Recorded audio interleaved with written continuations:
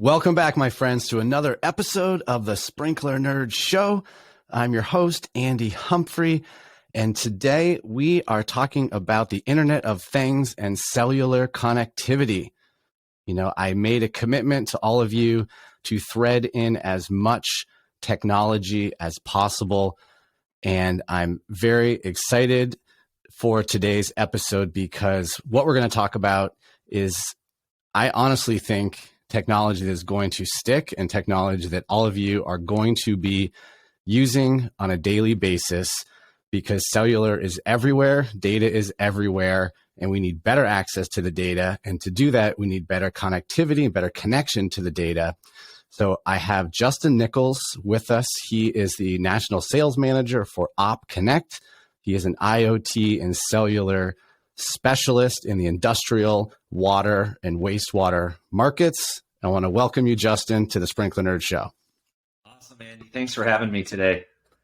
My absolute pleasure. Ever since we met in December at the Irrigation convention, we've been in touch very frequently, and we have found a lot of opportunities for your technology, and you have really helped educate me on cellular technology because I always sort of thought of it very one-dimensional.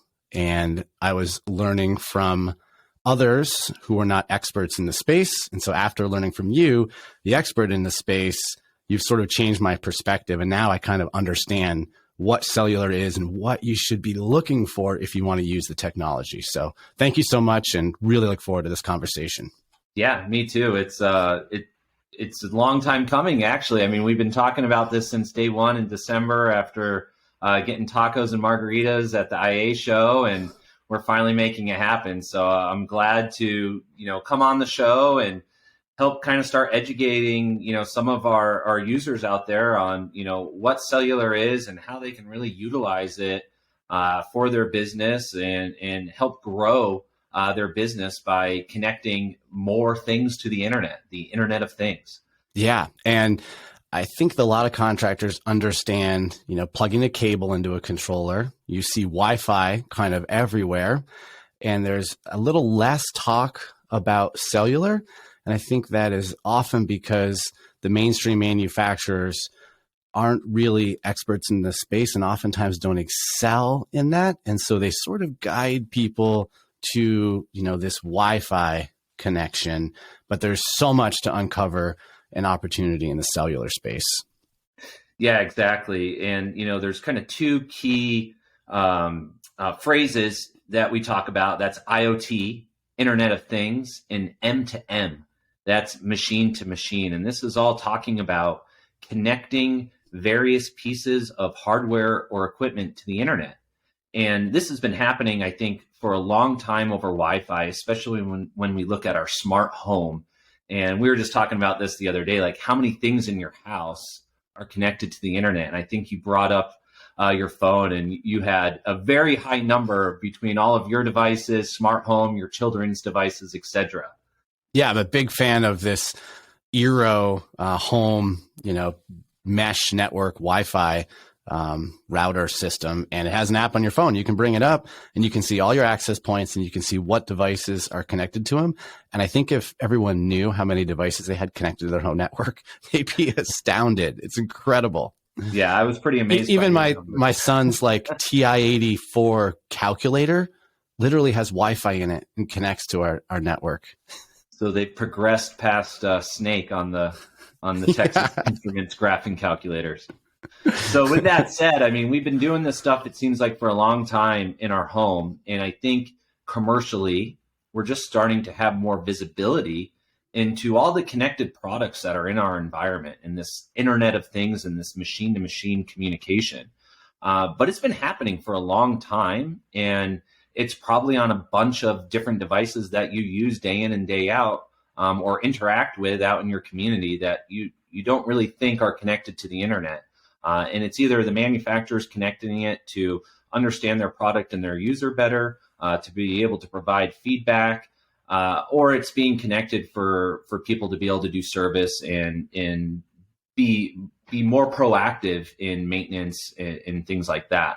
And so I think with OptConnect, especially in the irrigation industry, we're starting to help bring some visibility into that and kind of opening up some eyes as to the different ways that you can connect and the different advantages of connecting equipment to the internet. Yeah.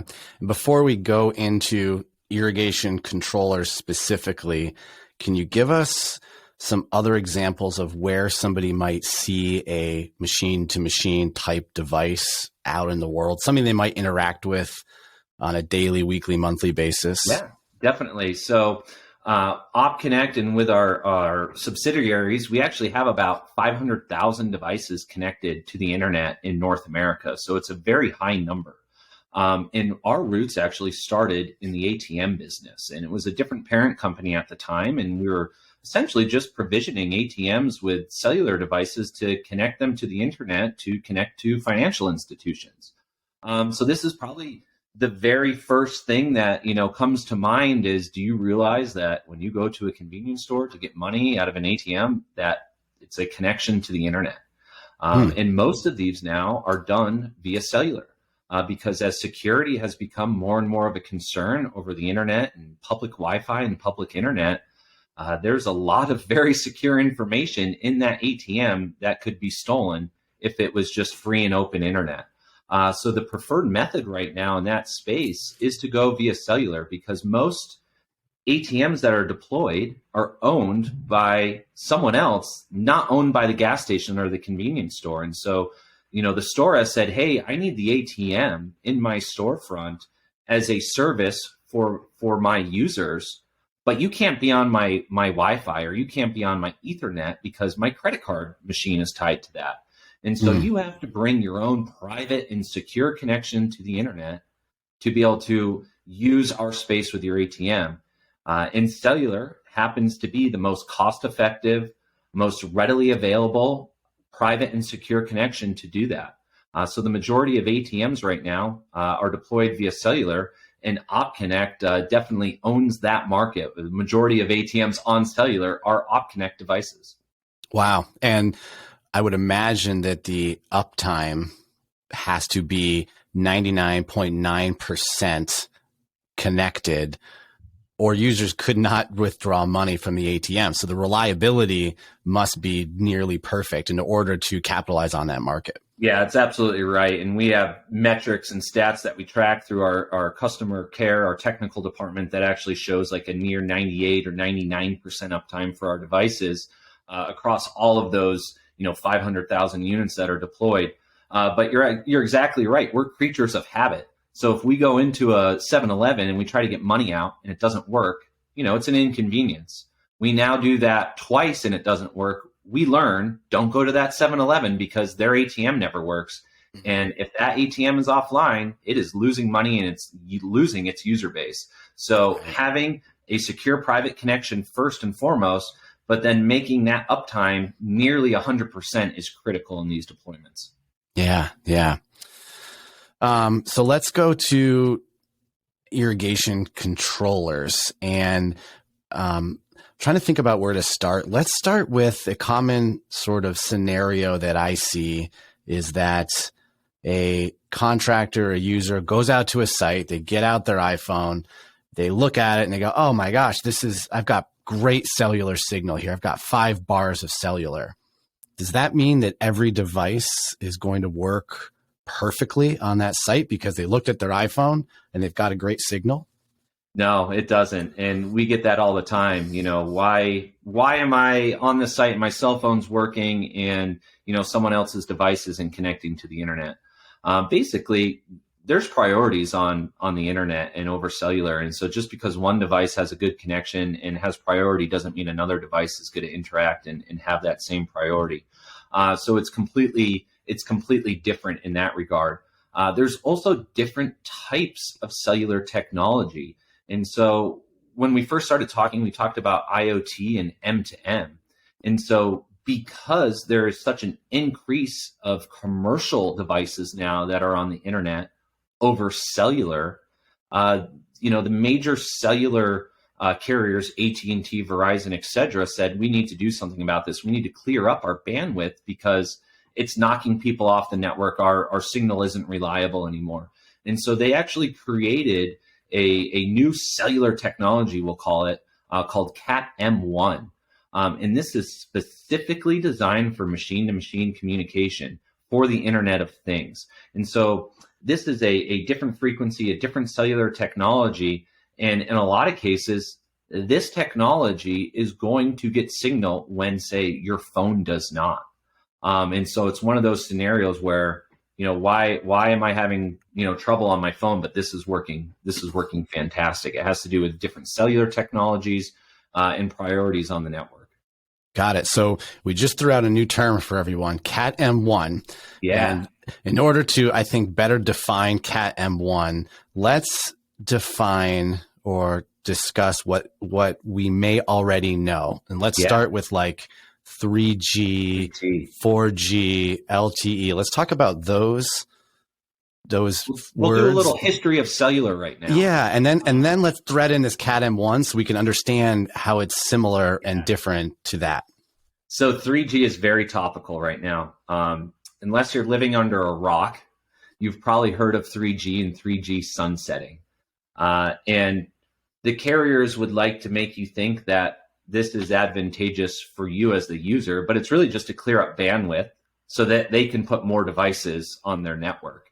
And the big thing when we talk about G just stands for generation.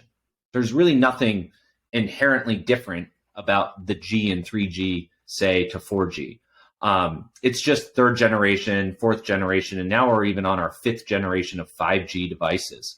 So like your new iPhone, that's a 5G device. So it's actually going to work on a 4G and 5G network. So it's a little bit future-proof. But there was a very large progression in cellular technology from 3G to 4G. And when they jumped to 4G, it actually went to LTE. And this is a completely different type of cellular connectivity that's out there. And so right now, to get more users on 4G, 5G, et cetera, they have to take down this third generation cellular network to open up room, in with the carriers to be able to have all of these new devices and new connections as we're outside the smart home now, and we're now the smart commercial connection, like an irrigation controller, a digital sign, an EV charging station, a unmanned kiosk at the airport, video cameras that are autonomously collecting information. They got to clear up space to be able to support and handle all these new connections. So 3G is being sunsetted. This has been talked about for years. It was kind of an empty threat. It's now coming into fruition. Two of the three major carriers are already past that date. So it is actively being sunsetted. You may have a connection today on an old 3G phone or device, and tomorrow you won't. And the last major carrier to do this is sunsetting December of this year. So come December of 2022, 3G will be really a thing of the past. And so help me, I always think that there's two major carriers, AT&T and Verizon. Who's the third? You mentioned three. Yeah, so for us, those tend to be the two largest. There's a bunch of other ones out there in different ways to access, but T-Mobile, Sprint would then be kind of considered in that conversation. At OptConnect, we actually first went to market with these carriers. They were the first ones to kind of understand M2M connectivity before it was actually labeled M2M. Everyone else was like, so wait, let me understand this. You want to put a cell phone in an ATM? And it was like, no, we want to put a cellular device in an ATM. They're like, well, what kind of cell phone plan are you going to use? And I was like, all right, forget it. So Sprint was actually the first one to kind of understand the method to that madness, and credit to them for doing that. And then since then, I think AT&T and Verizon are now the strongest two carriers in North America, and have more devices that support their connection. So we've partnered with them. So when we're sunsetting some of our legacy 3G devices, that also means sunsetting those Sprint connections and getting them on one of our new 4G devices. Great. So we've got 3G that's being sunsetted. Then there's 4G, 4G LTE, 5G. And I'm not expecting you to be the engineer that knows all the answers. We can have another podcast episode later, but are there differences between 4G, LTE, and 5G? Not really. It's just the next generation. And so LTE is the same network. And so now a lot of what we associate with new generations of cellular is speed. So every time we get into from 3G to 4G, 4G to 5G, we think our phone is going to be faster. And there is some truth to that. We're getting, all-time speed for connection as we progress in cellular IoT. But when we bring this full circle to Cat M1, that's actually not the case with Cat M1. Cat M1 is a very slow connection, but it's very steady and methodical. And it's very, very reliable. So it's great for, small data capture, sensor data, water meter data, stuff like that tends to be fairly small. It doesn't work well if we want to stream high def video. Yeah. So let's say if there were an irrigation contractor that was looking at, and I don't even know this to be true, I'm just saying hypothetically, they were getting pitched by one manufacturer that said we have 4G LTE devices, and then another manufacturer said, well, we've got 5G. You really need 5G. I would ask, are we really streaming YouTube on our irrigation controllers? Does it matter if you have 4G or 5G? They simply don't require or will never use enough bandwidth for it to matter, right? Which type of cellular, 4G, 5G? Typically, in the irrigation world, speed is less of a concern. It's kilobyte to megabyte data, not gigabytes of streaming data. And so speed is not necessarily a concern for these types of applications. So when we look at speed, really not an issue. It comes down to the reliability of the network and the reliability of the software that resides on the hardware that's providing that connection.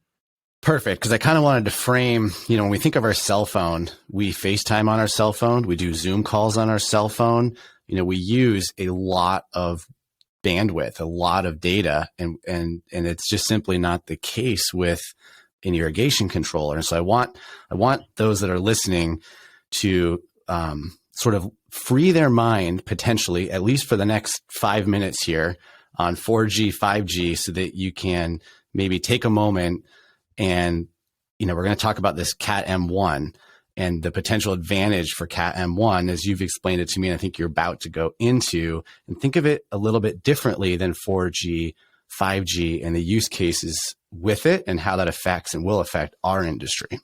Yeah, if we're using our cell phone away from our home Wi-Fi, our office Wi-Fi, and we're out and about in streaming video, music, social media apps, you're probably going to use 5 to 10 to 20 gigs of cellular data in that regard.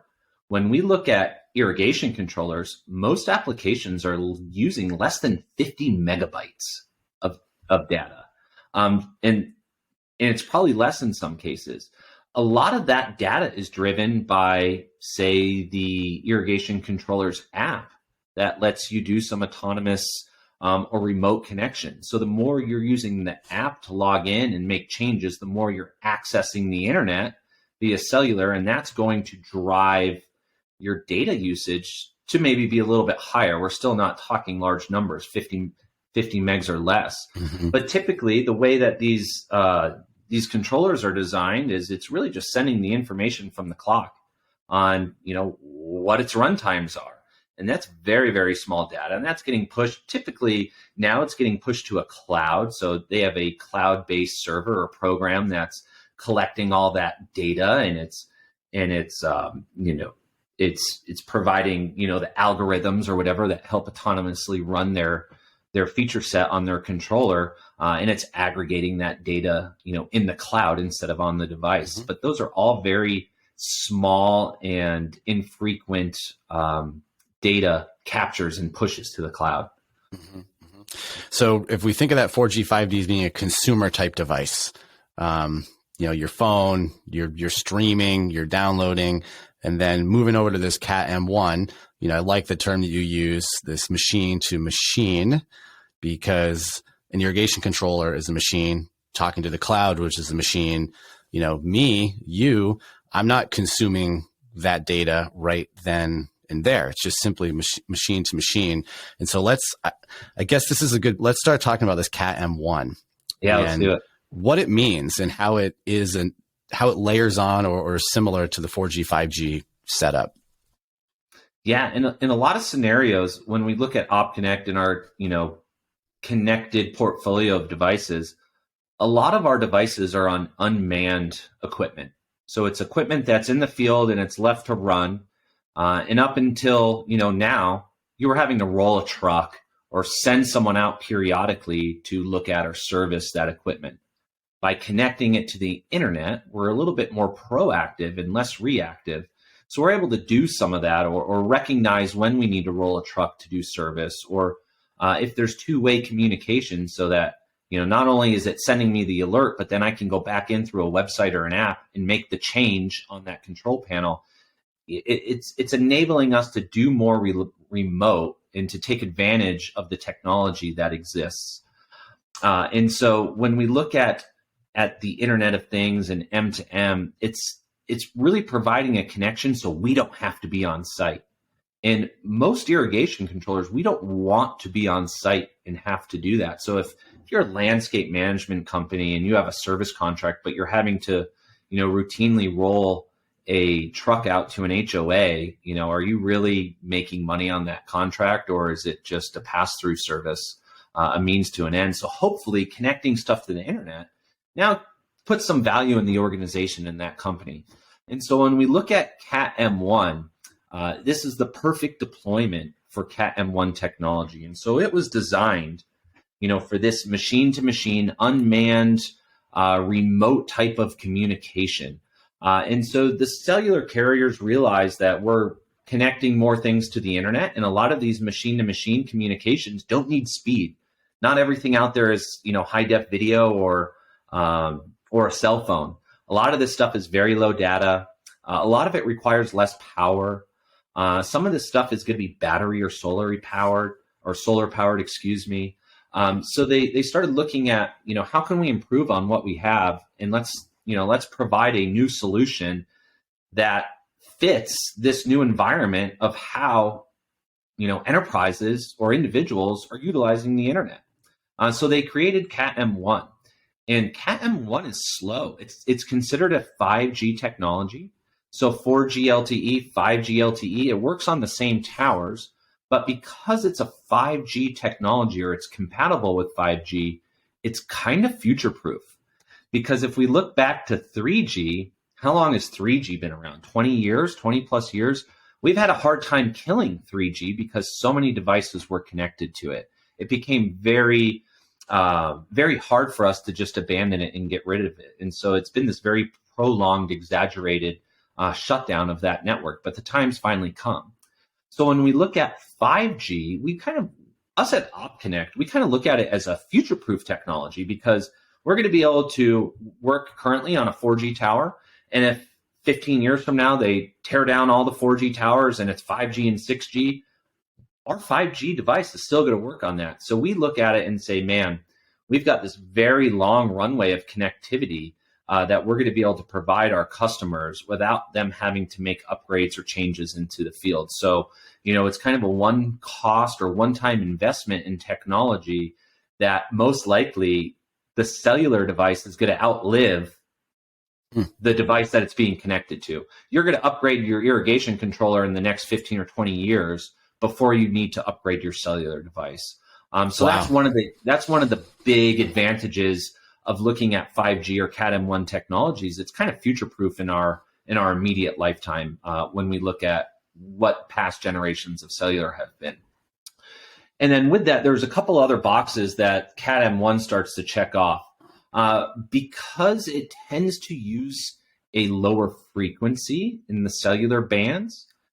Just generically speaking, when we speak wireless, lower frequencies tend to work further away from wherever that frequency is being projected from or cast from.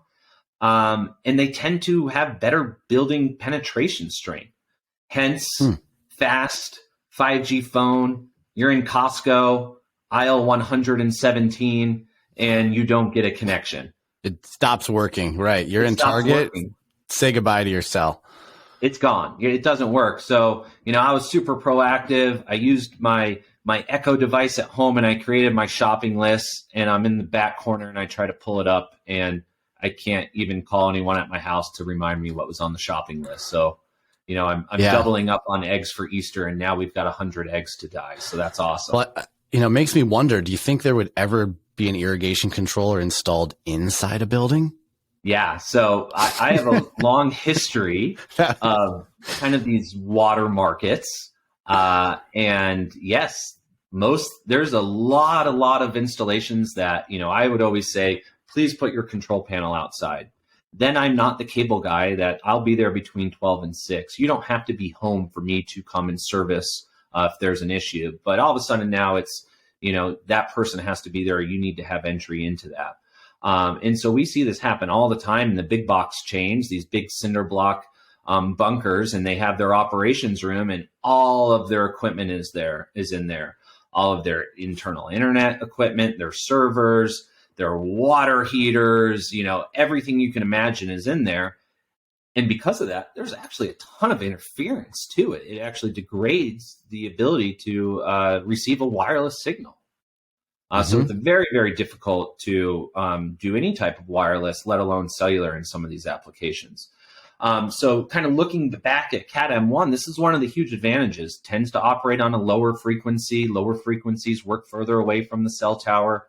Lower frequencies work better at building penetration. So unlike a very fast iPhone, whether it's 4G or 5G, Cat M1 lends itself really well to irrigation.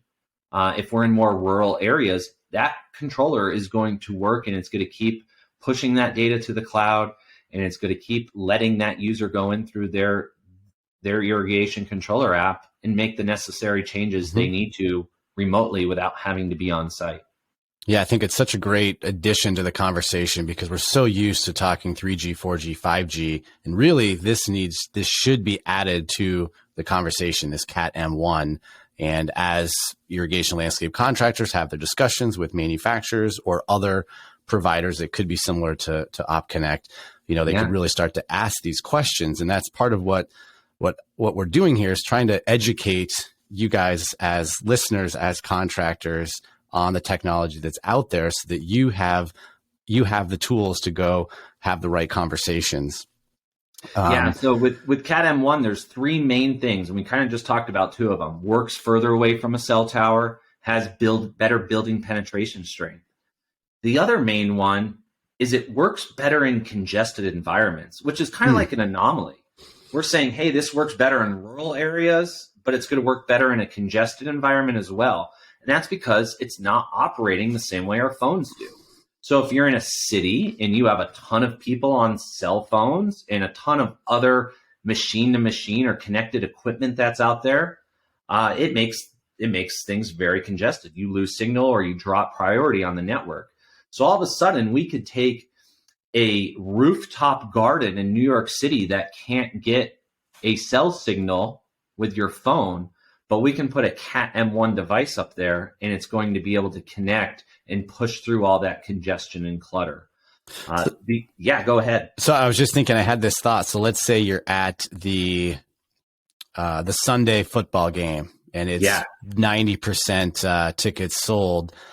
I have a hunch the ATM machine is still going to work, even if all of the cell phones are clogged and you can't make a phone call or you can't upload a picture to Instagram. Bet you that ATM machine still works. Yeah, there's protected bands within cellular. There's priorities in cellular. We're the least important. So if you're at the football game and you're all trying to get on social media to post the picture, a lot of times it just spins in a circle and it can't load.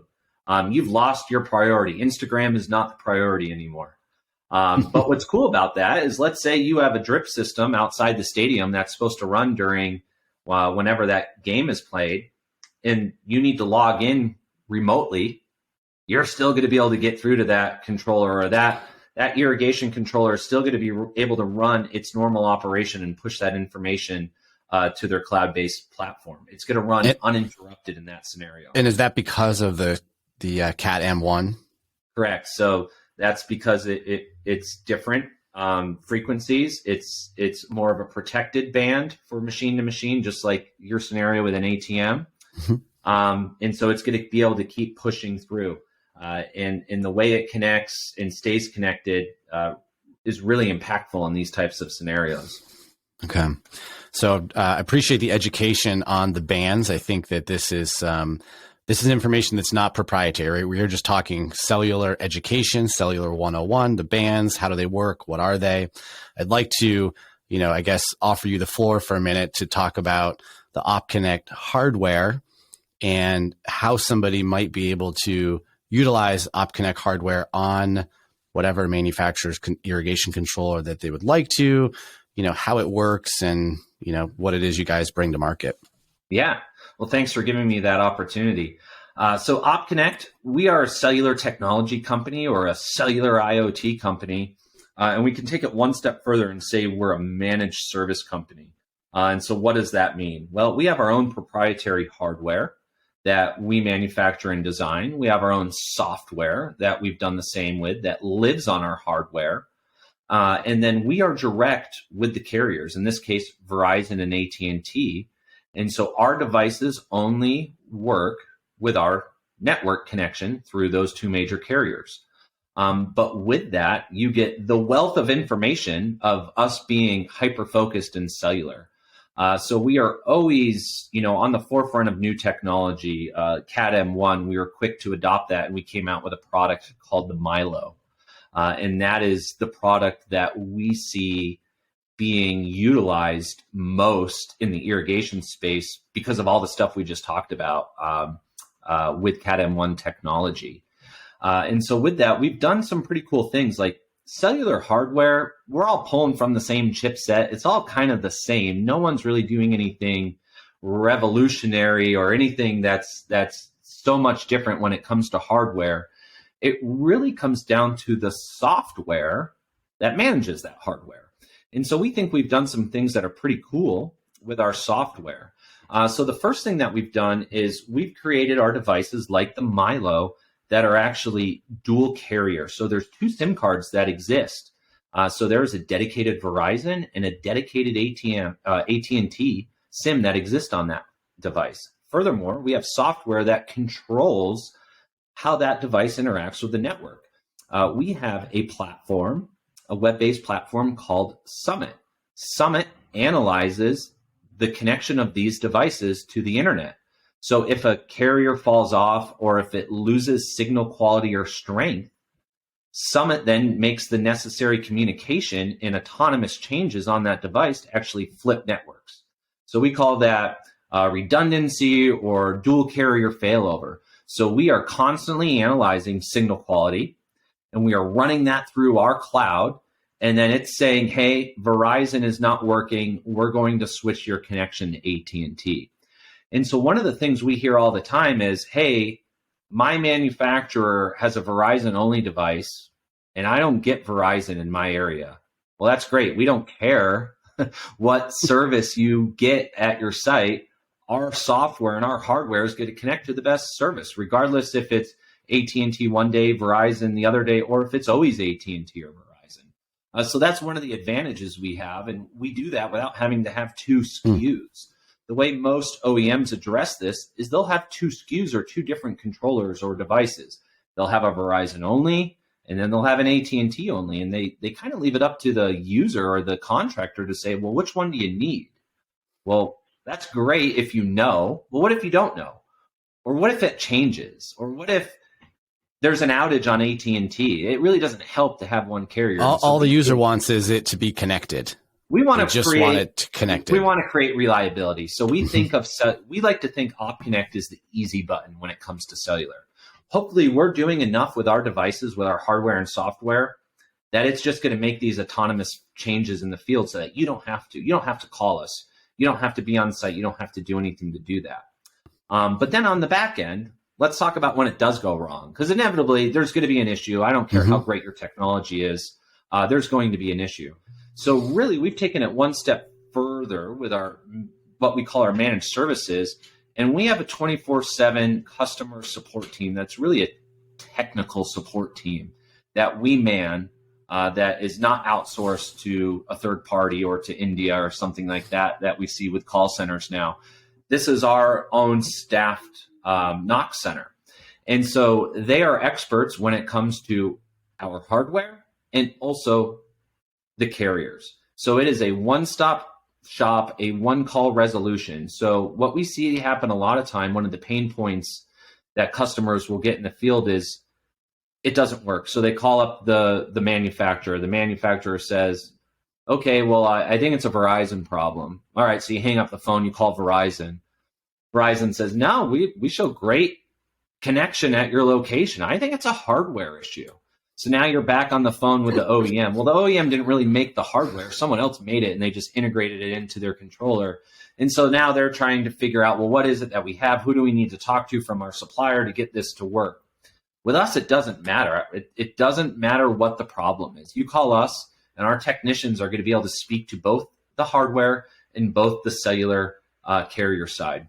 And what's great is if it's a hardware issue, we want to resolve that as fast as possible. We're just going to warranty that device out because our number one important thing that we want to check off is making it easy and simple to deploy and connect. So we would rather give you a new device than spend hours trying to figure out how do we troubleshoot the one you have. Send it back. We'll fix it on our time, not your time. We're going to get you back up to speed as fast as possible. Yeah, with that said, it could be if it's a remote location, sending one truck out to check something could cost more than just replacing the hardware. Yeah, and more than probably what you're charging the customer for service for that month or whatever the case may be. Secondly, if it's a carrier issue, you come through our office location and it looks like we're a small division of NASA. We have all these screens on the wall with all these different charts and line graphs. And basically, we've created predictive analytics with the cellular carriers. We know what cellular looks like. Cellular is a wave. It is not a straight line. You are constantly adding and dropping connections. So we know what it's supposed to look like on this rolling, line throughout the day, and we know what it's not supposed to look like. And so because we're hyper-focused and we have so many connections, we're able to quickly see carrier issues in different geographic locations. And so if there's an issue, most of the time we're direct with the carriers, getting a firmware update that we're then pushing out over the air to the device so that it still works. And this might happen at 2 a.m. and you wake up and you have no idea that you are about to have this catastrophic failure because we're proactively trying to mitigate any issues.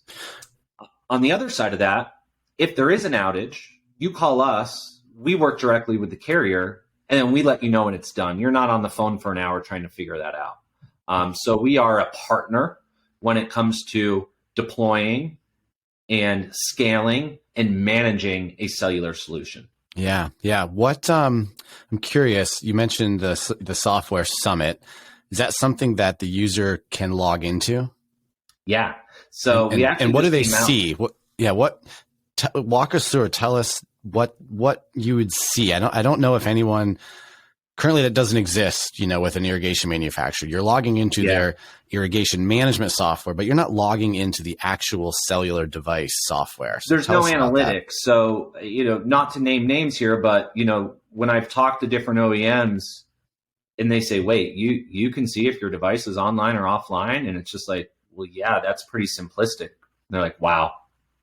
Because right now they don't know if their device is offline unless their user calls them and tells them it's offline.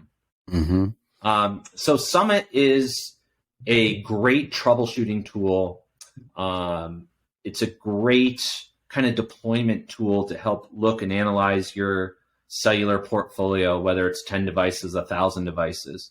And so basically what happens in generic fashion, you have data that's being pushed. It goes through OptConnect's private network, and then we split the stream of that data.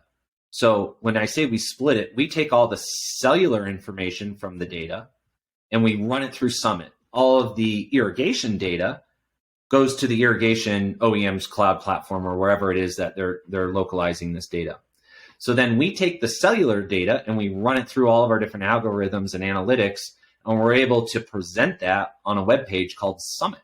So Summit's going to tell you which network, which carrier you're on. So whether it's Verizon or AT&T, it's going to give you that IP address. It's going to tell you signal strength. It's going to tell you signal quality. It's going to tell you how long the device has been connected for, how long it had been disconnected for.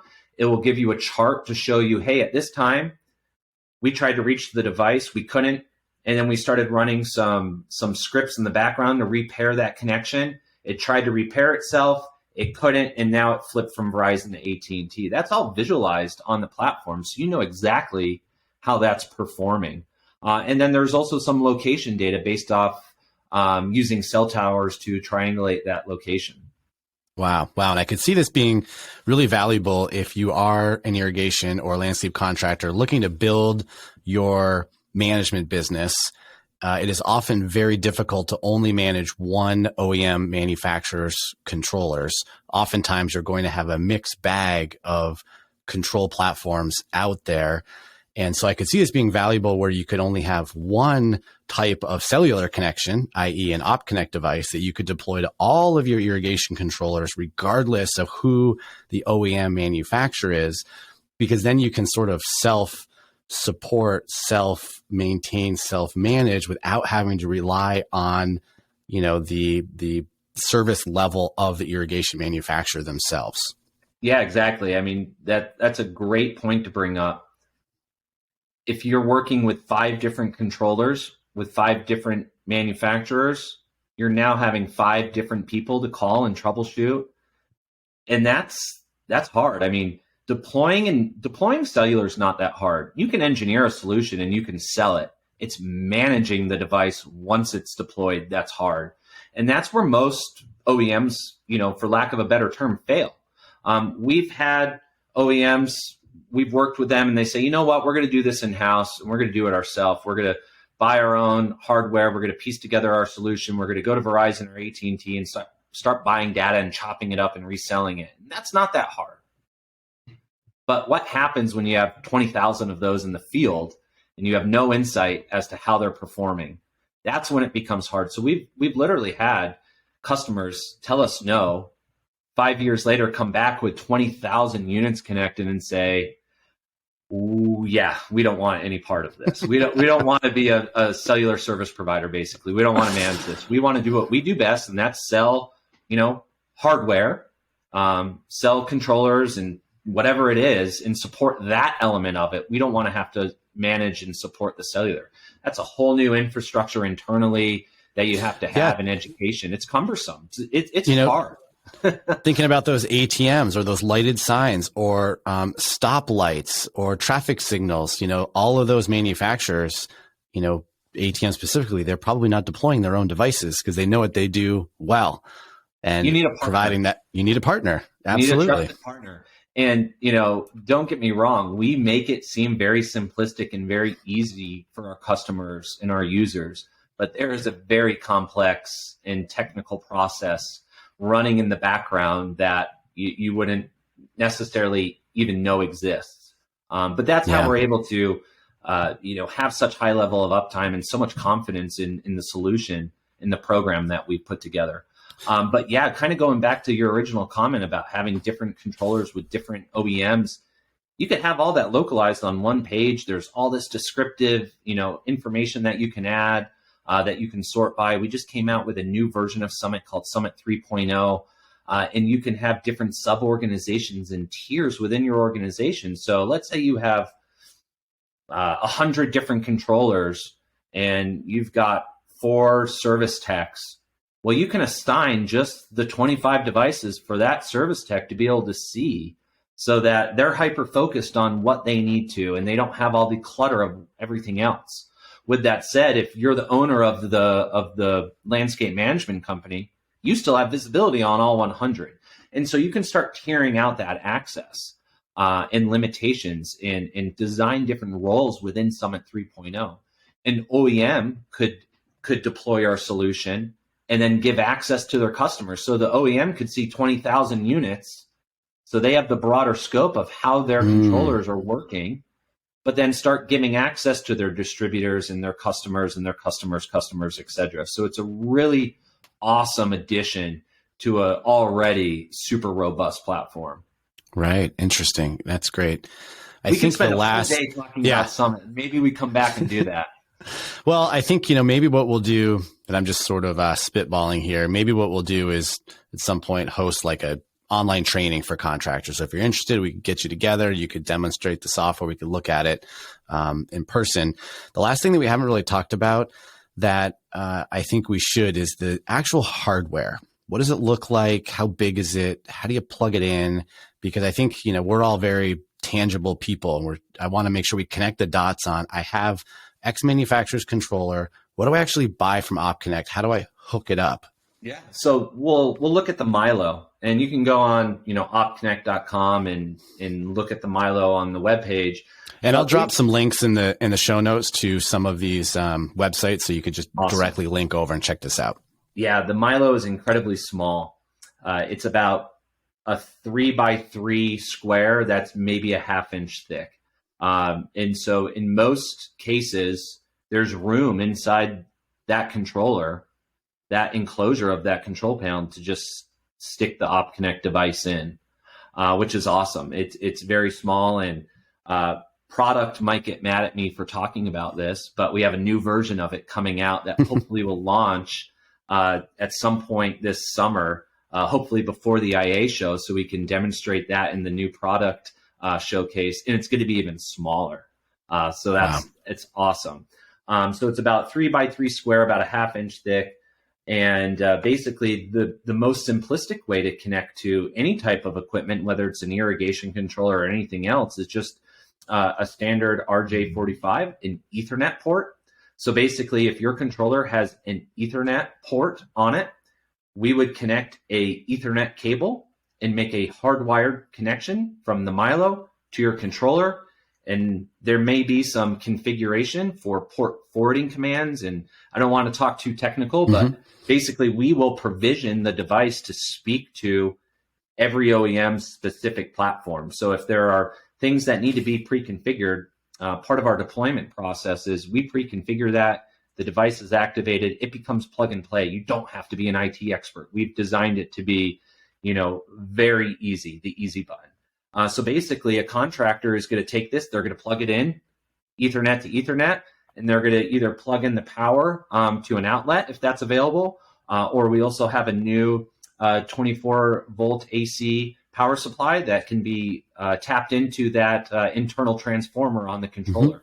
So the controller itself can power it, and there's no need to run anything externally. The last component is an antenna. So the standard kit is going to come with an IP67 a waterproof antenna that would be mounted on the exterior of the enclosure to give it the best possible cell signal.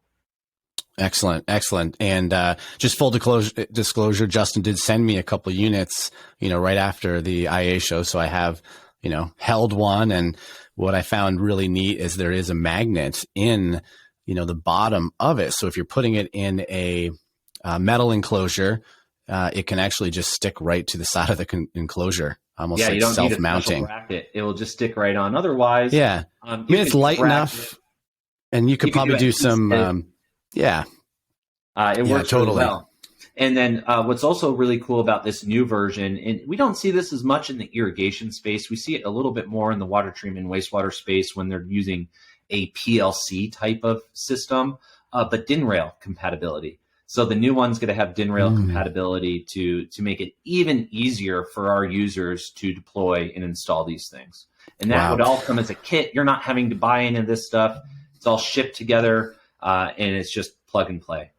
And I think the last question is, do you have to sort of register the cell, call someone? How do you turn it on and make it work? Yeah, so depending on how we're going to market, whether this is sold through like a wholesale distributor, and the distributor is just selling the device and then having their customer activate it, the customer would register with us and we'd get payment information. We'd set up an account for them, and the device would be ready to go. But typically, this is all done before we start deploying services in our devices, and it makes it just super plug and play. We have these profiles that are pre-created and made and preloaded, and we can ship them to a location or drop ship them directly to a site and try to make it as easy as possible. But typically, you're going to have an account with us. or your OEM would have, say, an account with us even, and you could buy services through them, or you would buy services directly through us. Because once again, we are managed services. You have to activate and we have to provide the services so that our devices do all these fantastic things that we've talked about this morning. Yeah, fantastic. Awesome. Well, that was certainly covered your Cellular 101 and a whole lot more. And little Cellular 101 and OptConnect 101. Yeah, and it leaves the door open because there's a lot more to talk about. You can get really as technical with cellular as possible. And, I think some of the takeaways for me is that I really, it was eye-opening for me to learn about the Cat M1 technology and the differences and how it's useful for machine-to-machine connectivity. And it's different than you or I having a cell phone and expecting our cell phone to work. The machines need to have uptime. So that was really informational for me. So appreciate you sharing all of this, Justin. If somebody wants to just reach out to you directly to learn more, what's the best way for someone to contact you? So the best way to contact me is to either go to our website, to optconnect.com, and in the top right corner, there's an orange box that says contact us, and you just send us a message, and you can say, hey, I heard about you guys on the Sprinkler Nerd Show, and I'll reach out. We can also give a link to my direct calendar, which would allow someone to come and just see my availability and schedule time to meet with me. And so those are probably the two easiest ways. If you're on LinkedIn, you can always shoot me a message that way. But yeah, happy to connect with all the nerds out there and now make them cellular nerds. Awesome. Great. I will put a link in the show notes to Justin's calendar. So if you want to schedule time to learn more, purchase some devices, whatever that might be, you can just link up directly to his calendar. And appreciate it, Justin. Thank you so much for joining us today. Yeah, it's been awesome. Anytime. Excited to come back and dive deeper into this world. It's a lot of fun to talk about. Awesome. Thanks, man. Hey, thanks, Andy. See you soon.